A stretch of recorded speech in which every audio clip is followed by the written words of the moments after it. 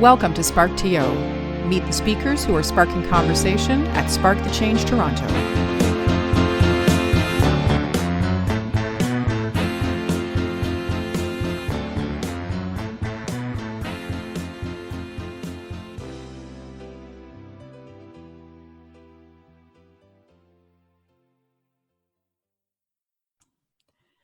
Good morning, everybody, and welcome to SparkTO. We are here today with Paul Gibbons. Hello, Paul.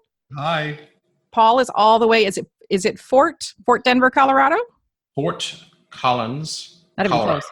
Geez, I'm off. See, this is what happens when you live in Canada. You kind of forget there's the U.S. down there. So, Paul is one of our speakers coming up with Spark the Change, which is 2 weeks away today. We will be in 2 weeks talking face to face and shaking hands and running around the Royal Ontario Museum in Toronto. It's a 2-day event in Toronto, June 12th and 13th, and its focus is to help people agitate change. It's the calmest way to say it.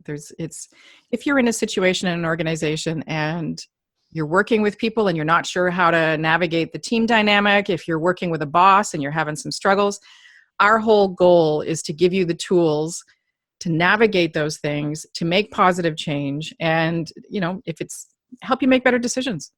So that's what we're here for today, is to talk to Mr. Paul Gibbons. And we're going to announce a little surprise, I guess, after we learn more about you and your talk, because people are getting something special other than just meeting you. So welcome. What are they getting? What are they getting? I can't tell you, Paul. It's a surprise. I'd like to know myself. For my firstborn child.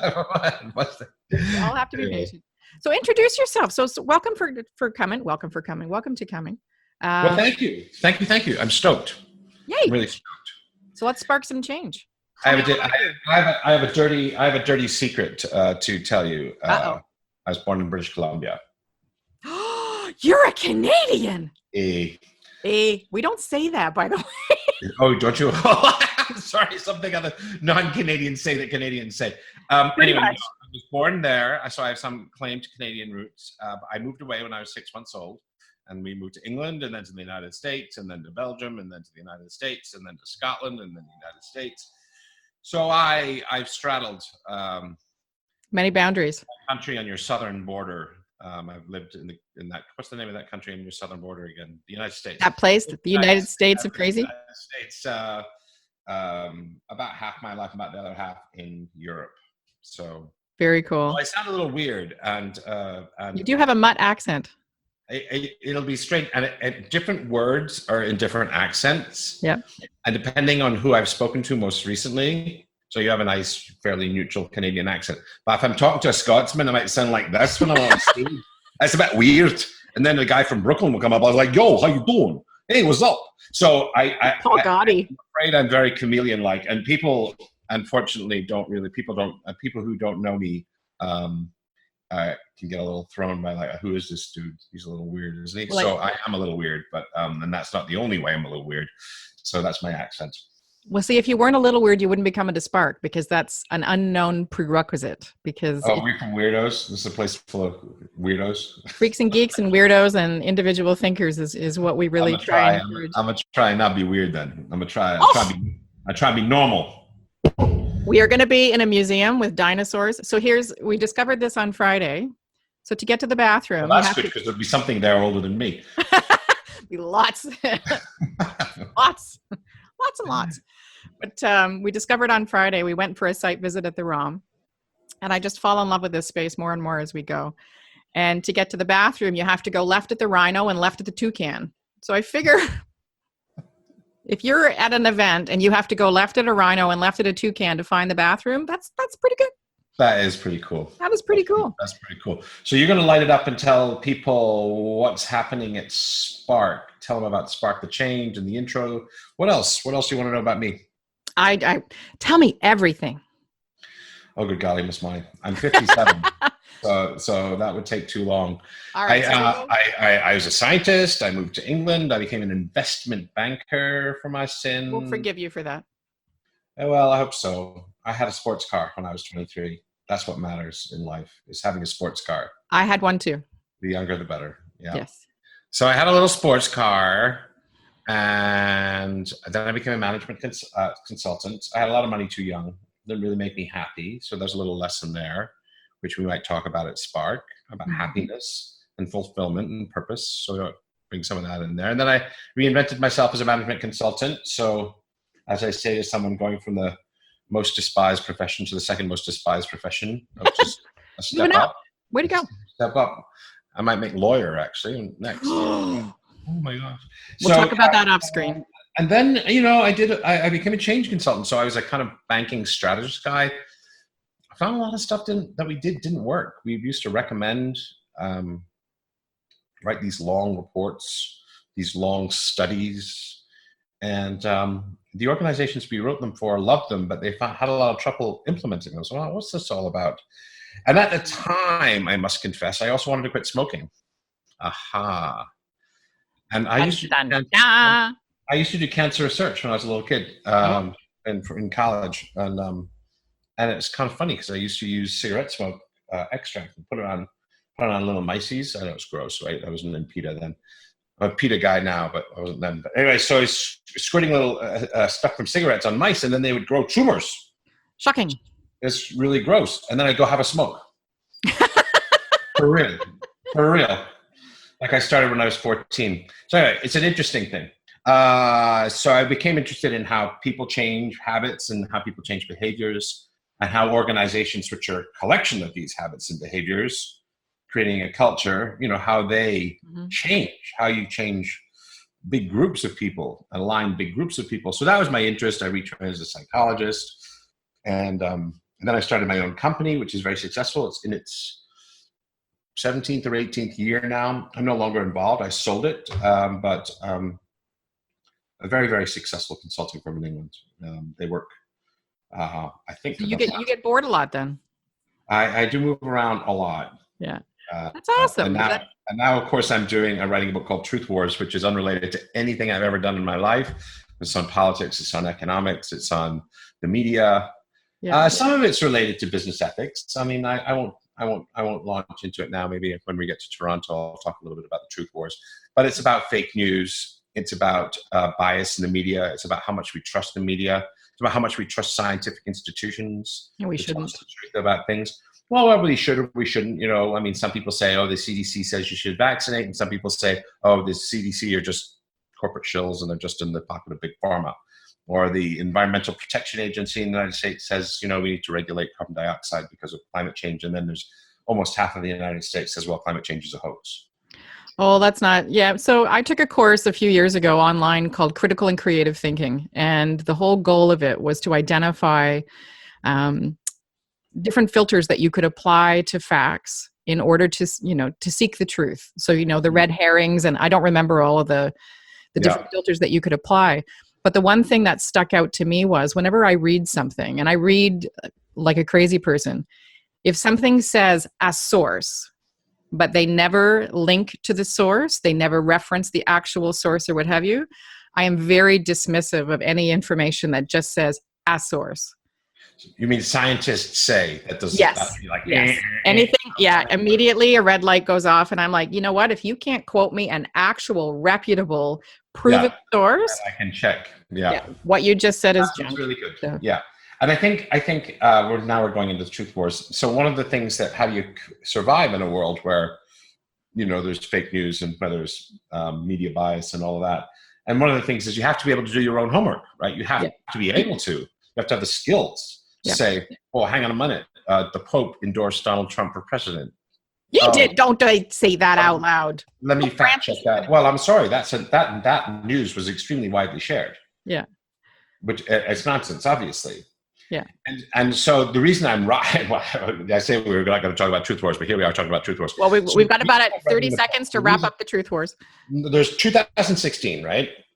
I had a million conversations with a million different people. One conversation stood out, right? I'm walking along with my brother-in-law, who's a middle-of-the-road American. I said, what do you think of the elections? It's like a week before. It's on Halloween night. We're walking. The kids are doing their trick-or-treating thing out in front. I said, buddy, what do you think of the election? He says, I think it's great the Pope's endorsed Donald Trump. I said, dude, for real, you got to fact-check that, man. Go on factcheck.org, Politico, whatever. Just fact-check it. He says, the fact-checkers are all bent also. Wow. And I So thought, basically, you're going to believe what works for what you need to believe at the time. well, exactly. But how are we going to make decisions in democracy if you can't even agree?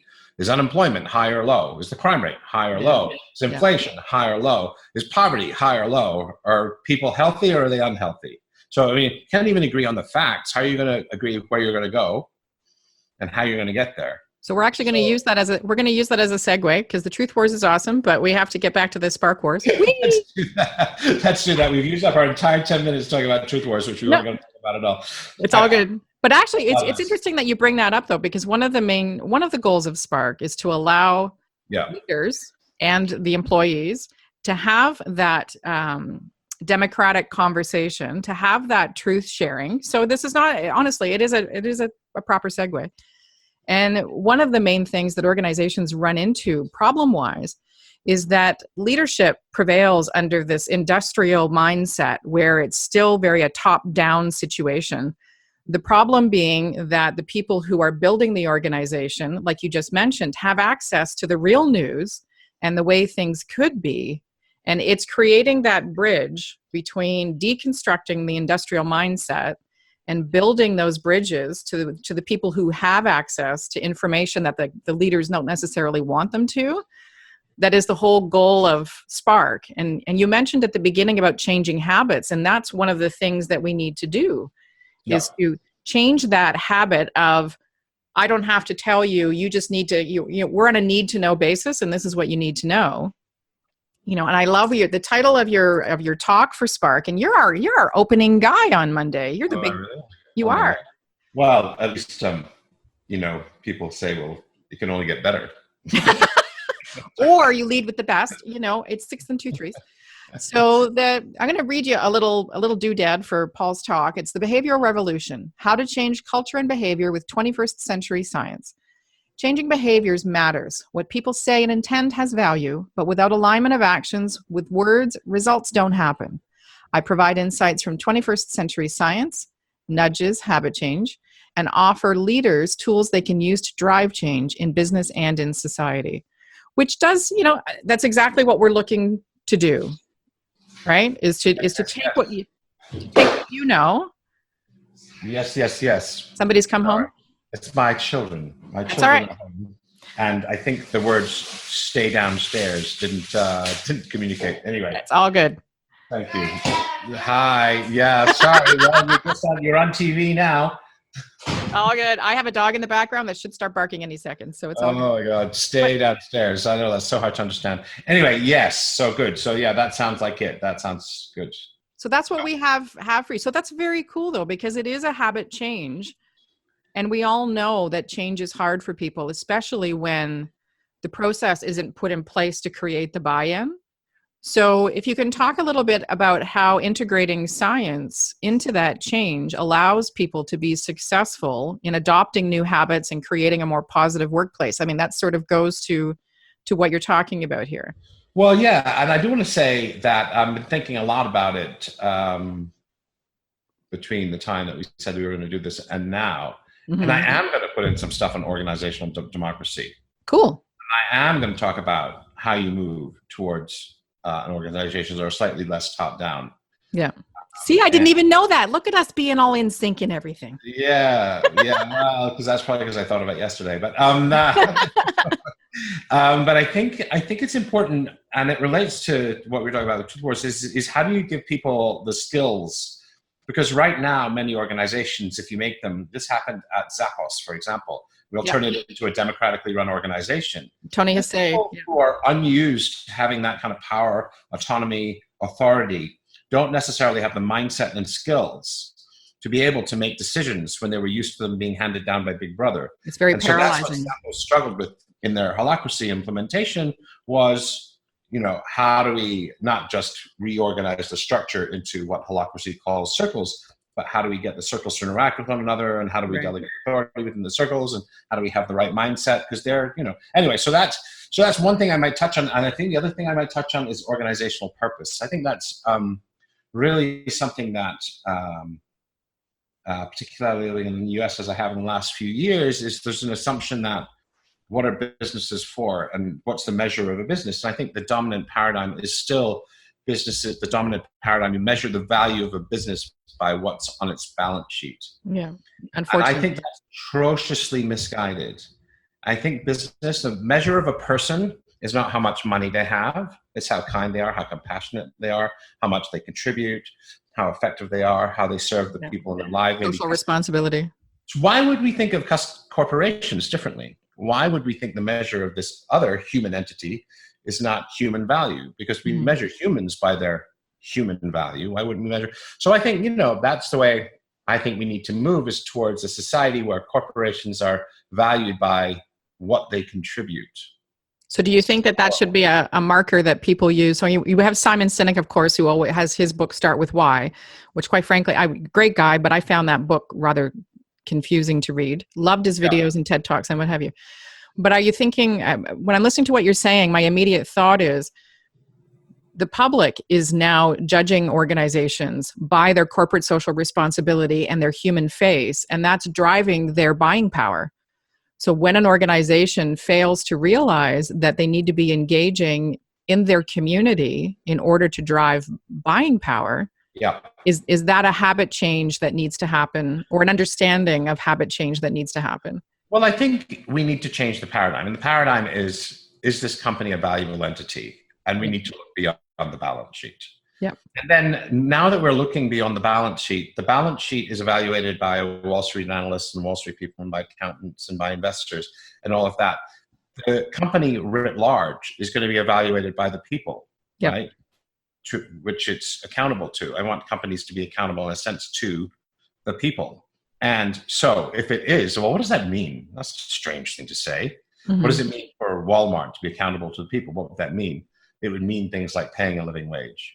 It would mean things like, quality of products and quality of customer service and treating communities well and all that sort of stuff. So we start to assess that, but we don't have the structures now to assess the damage corporations do or the good that they do apart from the balance sheet. And so I think that's where we need to go. So I'm interested I'm going to start with that. I'm not going to turn it into a long talk about purpose and corporate social responsibility and sustainability. But for me, that's an important context. Because I'll go back to Karl Marx, and I may actually mention the name Karl Marx, which wouldn't play in the United States at all. One of the things he said is that people would be alienated from their work if they worked in organizations that were structured in the way, anti-democratically, top down, and where the product of their labor went to somebody else. Like somebody else is getting the value for my labor. So he was ahead of his time. Alienation. Well, today in the 21st century, you have this thing called engagement. And we worry a lot about engagement. What's the opposite of engagement? It's alienation. So what are some of the things that he said? Because he said some very interesting things. We think work is hard, and one of the paradigms is, you got to suit up and show up, and that work is drudgery. Marx said that work is what defines human beings. It's what makes us special. And not just our work. That's the value of a life, is the work that it does.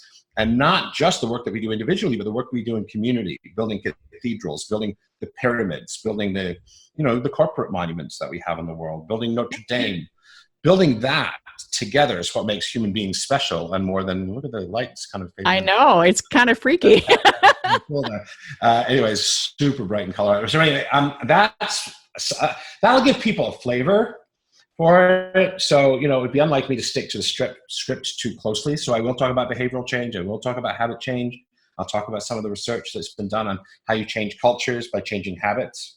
So it sounds as though you're going to be, which is very cool. And this is what's happened in Spark previously, is that our speakers have responded organically. They obviously have a theme. You're obviously very experienced and talented speakers. So you go in prepared, absolutely.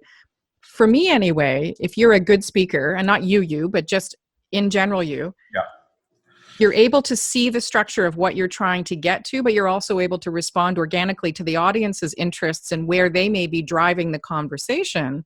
And you're able to adapt, right? Just like organizations need to for a variety of reasons.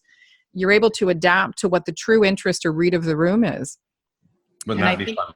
Yeah. What's that? And that's, honestly, we've had some amazing experiences where speakers have been able to do that. And it sounds like that's one of your goals, which is fabulous, because it opens up just so many opportunities for things that you don't expect. Yeah, I mean, the challenge is that there's a lot I want to say and there's a lot I want to convey. And I want it to be radical and I want it to be unlike what people would hear at other change conferences around the world, the ACMP, and how do you engage the stakeholder and how do you develop your sponsors. There's lots of places you can go for that. Yeah. And I've spent a lot of time studying that and doing it. But let's get out of the box and talk about some things that aren't being talked about. Yeah, absolutely. I think that's my goal. So if I were to summarize it in one. Very cool. So I'm just having a look here. So we can reveal the surprise.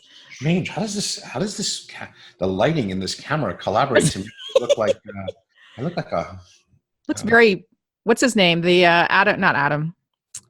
Ansel Adams. Ansel Adams, the photographer. That's what it looked like briefly, was that, his stark black and white contrasts. I think my camera is adjusting the aperture as I move closer or as I move further away. I think it's your light it's adapting to. Well, we have a lot of sun in Colorado. Yes. Well, Ontario tries to. It tries valiantly, and sometimes it succeeds. And we have had more rain in the last month than we've had. I think the lake right now, I live right on the shore of Lake Ontario, and it is the highest it has been since 1918. Oh, wow. Yeah. Like docks down at the marina are literally like bending up out of the water. And well, that can both be cool and a little worrisome, depending on what's the elevation of your house might be. Well, I'm 3 blocks north of the lake, so I'm far enough up that I don't need an arc quite yet. But we're getting a little concerned. So I'm gonna reveal the surprise, which you do already know, is that everybody who attends Spark the Change is going to be getting a copy of Paul's book, The Science of Successful Organizational Change. And we have some other treats that are happening for people who come. And I think you're right about your camera. The further you step away, the more Ansel Adams you get. It's a weird thing. It's all good. How's that? All right. There Perfect. You So you have to see it like this. See, I just have to kind of freeze. So I'm just going to give everybody a brief how do you do. So ranked number 1 on Amazon Books on organizational change in 2015, compared with Switch, The Fifth Discipline, and The Halo Effect, readers say brings change management into the 21st century and the best book on change I've ever read. Links the science of human change to the science of changing businesses and debunks management myths, which I think helps to really create buy-in. For me anyway, I'm very left brain in that capacity. So if you can give me a fact for why I should change what I'm doing, I'm good to go. If you come at me and you say, I feel you should whatever, our conversation's pretty much done right there, because I'm not interested in how you feel about this. I'm interested in what you know and can tell me concretely about this. That's so funny. I'm a little odd. So highlights 21st century research that leaders can use on change strategy, business agility, agile cultures, and change leadership in a VUCA. I was going to say Vulcan, but VUCA world. What is VUCA? I know, live long and prosper. Sorry. Volatile, uncertain, complex, and ambiguous. Oh, cool. People will know. I mean, people may have heard that before, but it was a term the Army picked up when they were in Iraq. For volatile, uncertain, complex, and ambiguous, where the business context was now been adapted by the business world, but now the business context is more complex, more volatile, more ambiguous. Describes most of the people I know. Well, what do we do about? Well, is it true? First of all, you're a little out of sync, so we're just going to pause for a second. So it's a question of just Army made up a word, and is that necessarily true? Oh, what happened? You just froze for a second. Lose me? Well, this is so everybody. I think we stated at the beginning that I'm up in Ontario and you're down in Colorado. So, that internet can be a tricky thing. Maybe it's the wall. It's the wall getting away. No, sorry. Yeah. Trouble. So push pause for 1 second. Sure, 1 sec. So I stalked Paul a little bit online, and one of the things I have here is a very nice picture of you, by the way. Well, I'm 10 years old now, sadly. But anyway. Nobody needs to know that. So I really love this statement. So you talk about my books and speaking and coaching are aimed at the intellectual business person, the leader who loves the interplay of world-changing ideas and practices. I love to shake things up, provoke, challenge orthodoxy, and debunk myths to help their businesses break new ground with new insights. And there's more to that quote, but we're going to we're going to leave that part off. But I really love that you said that. And then I've got a little bit here. Comes from stalking people. Time after time, we produced recommendations. And this is based when you said you were at Wall Street and derivatives trader and what have you.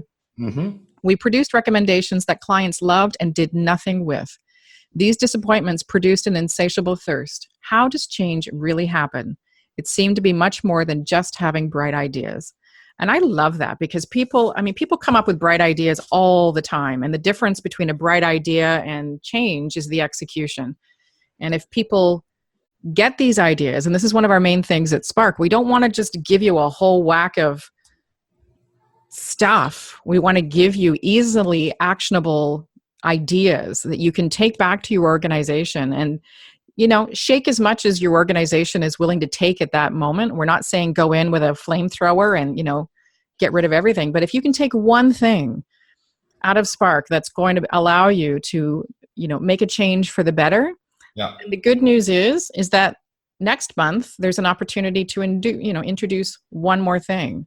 And next month there's an opportunity. Small steps lead to big change, right? Yes. So pretty good. Let's give some people some details. We should let people get off to their lives. People who have been diligently listening as we've digressed and moved around and whatever. It's all good. Yeah, it's all value. So tell them what they need to know. Tell them what they need to know. So they need to know that if they come to Spark the Change, they're going to meet you, and they're going to have the opportunity to. And I've lost my webpage, so I'll find it again. They are going to have the opportunity to network, learn, play with dinosaurs. Figuratively, not literally, because if you touch the dinosaurs, they'll probably get really angry at us. So you can visit 2017.sparkthechange.ca to get more information about our speakers and the location. You can register right now for $5.99 for the 2 days. And that's 2 full days at Spark, including, all meals, 3 books, I believe. Everybody's also going to get a Lego Serious Play kit. There's a ton of stuff that's going to be going on. So check it out. That kind of thing, you guys aren't making any money. We are a not-for-profit. All those giveaways. That's a really great deal, by the way. I mean, you could easily be charging twice that in the United States for a conference like this. Easy peasy. Easy peasy lemon squeezy. Well, our goal is to make it as accessible as possible for as many people as possible so that it's industry agnostic and that people who are in small startups or not-for-profits or whatever can come and learn from the very beginning how to set up their organization in a way that sustains long-term growth. And you don't get to that 150 critical mass where all of a sudden you realize that everybody's been operating in silos and nobody's talking to each other. And we give you all of those tools so that 150 tipping point passes by and you don't even realize that it's happened. Really good. Because you're ticking along. Thank you so much for joining me, Paul. Is there any last wise words? Yeah, people can, well, first of all, I'm psyched to hang out with people. So I'm going to be there for 90% of the thing. And I look forward to, after I get down off the darn stage. Actually, we don't use a stage, do we? We walk around. We do. No, we have a stage. I'm going to have a stage? Yeah. Dang. That's all right. We're going to have a T stage, so you get to go out into the audience. Nice. Anyway, so yeah, but I'm looking forward to hanging out with people and swapping stories and getting to know people who are there is one thing. People want to check me out further, go to paulgibbons.net, www.paulgibbons.net. Yep. I have a YouTube channel. If you go to Paul Gibbons YouTube, there's a dude who's a musician, and there's me. Well, you're Paul G. Gibbons on some things, so that's I'm Paul G. Gibbons somewhere. But apart from the guy who's in jail in the United Kingdom, I think I'm the best known Paul Gibbons right now. Well, that's always a good differentiator. Not in jail. Don't confuse me with that dude, please. Yeah. So check me out. I'm looking forward to hanging with the people that come. I know we're going to have robots there. We're really going to be experimenting with how the 2 days are designed. Yep. And some quirky and cool and new and exciting things. Indiana Jones. Like what I'm going to say, and I think also the ethos of Spark is let's not do the 200th conference on, how do you create a stakeholder map and a stakeholder power map? Nothing like that. Let's not do that. Yeah, we don't do that. That's maybe change management 101. Let's do stuff that could be like, say, a graduate school. I know that sounds like formal. Let's do some stuff that's more advanced, some more out there, more radical. really thought-provoking. So let's do that. And that's the plan. I think our illustrious leader, Jason Little, would probably fall over from a heart attack if anybody started spouting that kind of stuff. So, oh, would he? Yeah, maybe. Yeah. Maybe. All right, Elizabeth, it's been awesome. Thank you so much, Paul. And so we're going to sign off, everybody. Check out Spark the Change Toronto. We're on Twitter at SparkConfTO. We are everywhere. We're just everywhere. We're like a really nice virus. All right. Thank you. And let's talk you and me. We will.